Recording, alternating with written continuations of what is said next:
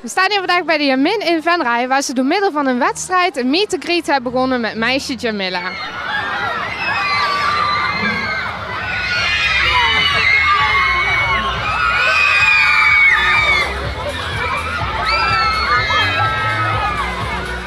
En dan sta ik nou bij Marcel, die dit allemaal heeft mogelijk gemaakt, dat dit vandaag hier zo'n gekhuis is.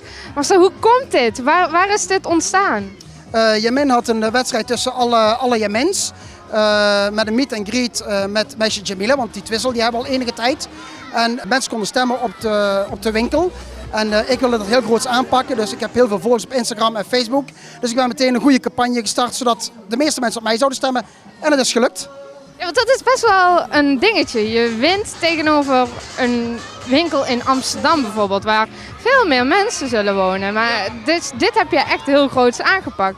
Maar had je dit zo groots verwacht?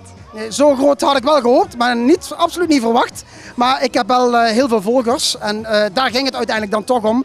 En andere mensen doen daar gewoon wat minder in. Dus vandaar dat het wel echt mijn dingetje was. Hoe lang sta je hier al te wachten? Bijna een uur. Bijna een uur. En ben je ook echt heel groot fan dan? Ja, ik heb nog nooit een video gemist. Nee, hoe lang staan jullie al te wachten? Een uur. Een uur? Oh, dan moeten jullie wel echt heel groot fan zijn, of niet dan? En jij ook? Hoe lang sta je al te wachten? Wat blief? Hoe lang sta je al te wachten? Net. Nog maar net. Ben je stiekem voorgekropen? Nee toch?